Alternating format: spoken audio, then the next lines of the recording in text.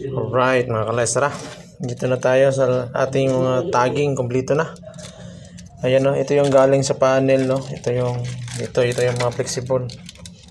So yan, kompleto, water heater 2, water heater 1, ECU 3, 3-way lights, lighting 1, lighting 2, CO1, tapos ECU 2, then ECU 1. So, 4 na aircon, isang outlet, 2 lighting, isang 3-way lighting na nandun sa labas. Kukonek natin sa lighting din dito. Okay, so kompleto na yung main line. Ito na rin. So, splicing na tayo. So, paano ko nga ba ginawa to? Panoorin nyo itong video na to.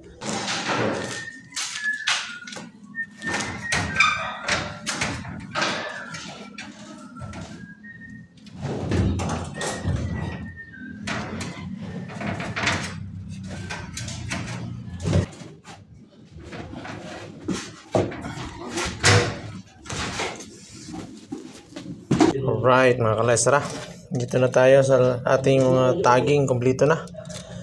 Ayan no, ito yung galing sa panel no, ito yung mga flexible.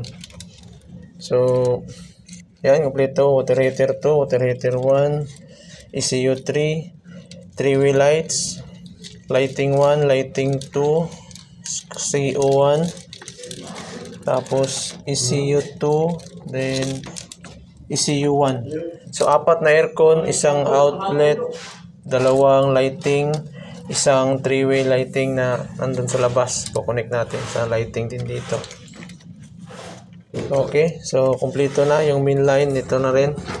So, splicing na tayo. So, paano ko nga ba ginawa to?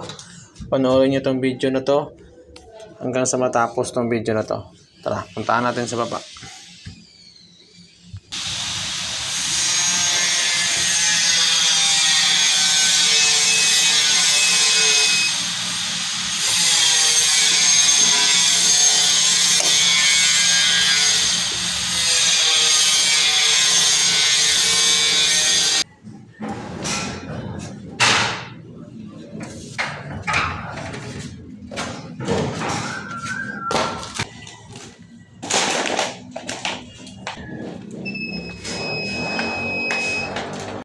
Ito na rin yung sa baba, yung panel natin, may tagging na lahat. Ito may mga tagging na to, yan o. Hindi ko na malamarkahan. Ito yung CO ko, CO1. So lighting 1, lighting 2, ECU 4, ECU 3, ECU 1, ECU 2. So ito yung 4 na aircon, itong mga wire na ito, 4 na aircon, 2 lighting, isang CO. Sa baba, 2 water heater, isang CO, ECU. 4 na ECU, isang ECU dito sa baba, 2 water heater.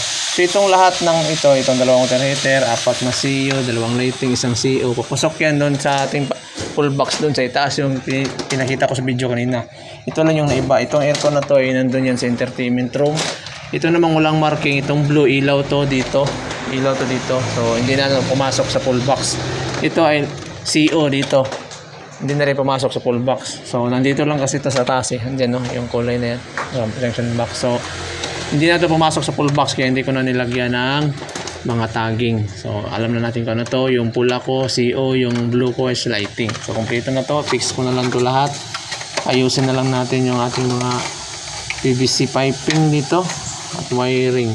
Ganun. So, panel breaker na tayo mga ka-lights. Okay, sana may natutunan kayo paano ko ginawa ang pag-continuity testing nito.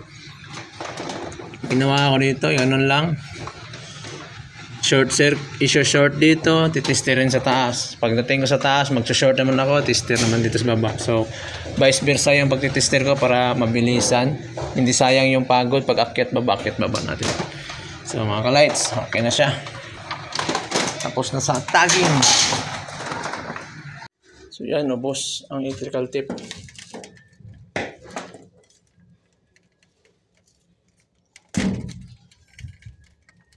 Huwag kang mag-depend sa electrical tape mga ka-lights. So yun.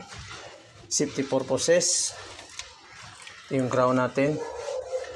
Yan na yung mukha ng dalawahan na ating linya.